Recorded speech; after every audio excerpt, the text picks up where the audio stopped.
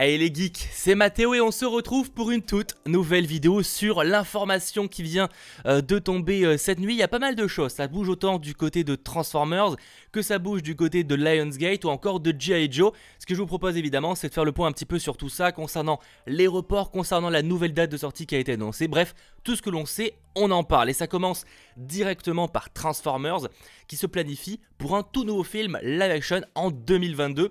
Alors, précisément, le 24 juin 2022 sortira un tout nouveau live action, donc avec de réels acteurs. Je parle pas évidemment des Transformers, eux c'est de la CGI, mais en tout cas avec de vrais acteurs, pas un film d'animation comme je vous annonçais hier.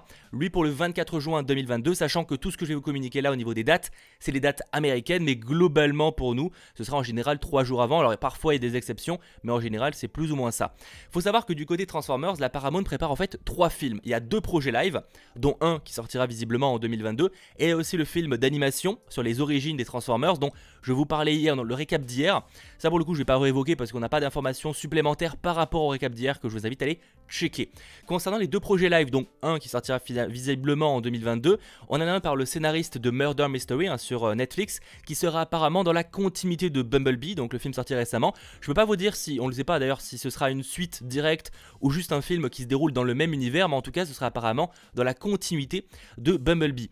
Et l'autre film live action prévu aussi, et qui lui est un peu plus excitant je dirais au niveau de la surprise du choix proposé, c'est par le scénariste de John Wick 3, donc déjà c'est assez cool. Ce dernier serait basé sur les spin-offs de Transformers Beast Wars, qui en gros sont des robots se transformant en animaux robotiques. Alors j'avoue qu'en live action c'est toujours un petit peu intriguant de voir ce que ça pourrait donner. En tout cas voilà, un film live action Transformers sortira en 2022 et ce sera un des 2 visiblement, à moins qu'il y ait une autre surprise, mais ça en tout cas on n'a pas l'information pour l'instant.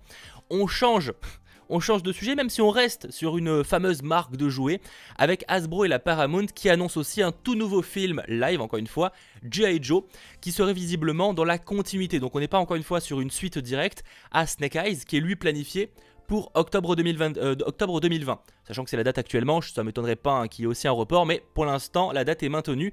Donc G.I. Joe, un nouveau film est en préparation. Pas plus de précision pour l'instant, mais on sent clairement que la Paramount et Hasbro ont des projets de nouvelles franchises à lancer et qu'ils veulent évidemment un minimum capitaliser dessus en lançant plusieurs films, autant du côté de Transformers que du côté de G.I. Joe. On enchaîne, ça s'enchaîne très rapidement avec des reports. Alors là pour le coup c'était la ribambelle, c'est tombé hier soir et c'était juste chiant, ça fait clairement chier, on va pas se mentir.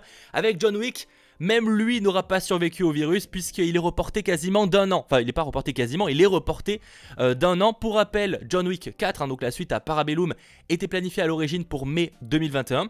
Et au final, il sortira le 24 mai 2022. Donc 1 an de report. Il faut dire que le film n'a même pas commencé à tourner.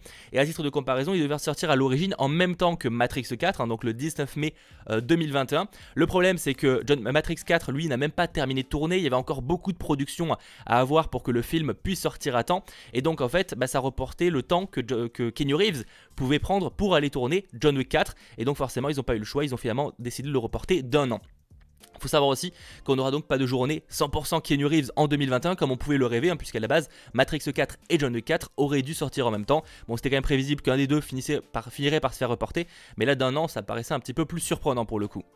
On enchaîne avec aussi un autre film de Lionsgate qui est repoussé, très attendu, en tout cas de ma part, et je vous recommande d'aller voir le premier opus parce que vraiment c'était une très grosse surprise, je m'attendais pas du tout à autant kiffer un film comme ça. C'est Hitman and Bodyguard avec Ryan Reynolds et Samuel L. Jackson, donc le second opus qui aurait beaucoup plus mis en avant la femme de Samuel L. Jackson, enfin en tout cas du personnage incarné par Samuel L. Jackson, et lui reporté de août 2020, donc finalement dans pas si longtemps que ça, à août 2021. C'est assez prévisible qu'il y ait un report parce qu'on n'avait toujours pas d'informations concernant un trailer, etc. Donc c'est vrai que ça puait assez de ce côté-là, mais malheureusement en tout cas il est reporté en août 2021. Ouais, ça fait extrêmement chier. Moi, c'est un film que j'attendais beaucoup de cette année.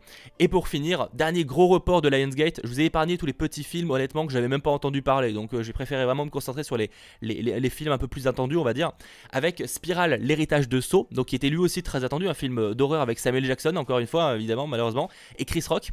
Lui est décalé de mai 2020, donc pareil, très bientôt, à mai 2021, au 21 mai 2021 pour être précis. Ce qui est accessoirement la même date que Matrix 4 et que Infinite d'Anton Fuqua. Donc il y aura quand même une grosse concurrence, même si je pense que l'héritage de Saw sera pas forcément dans la même catégorie, donc visera pas énormément le même public. Ça reste quand même une très grosse concurrence parce que bon, Matrix 4 c'est aussi quand même un film très attendu. Évidemment, à moins qu'il y ait aussi un report, mais pour l'instant la date est maintenue donc au 21 mai 2021. Voilà, on a fait le tour sur toutes les informations qui sont tombées. J'espère évidemment que cette vidéo vous aura plu, bien sûr, parce que clairement c'est juste relou, mais bon, en même temps il faut bien qu'on s'informe là-dessus. Si en tout cas ça vous a plu, n'hésitez pas à lâcher le petit pouce bleu, n'hésitez aussi pas à vous abonner, et on se retrouve extrêmement vite pour une nouvelle vidéo. Je suis en train de préparer quelque chose sur tous les projets concernant les films Spider-Man, ça risque d'être extrêmement cool et ça sort logiquement ce week-end. C'était votre geek Mathéo, ciao tout le monde.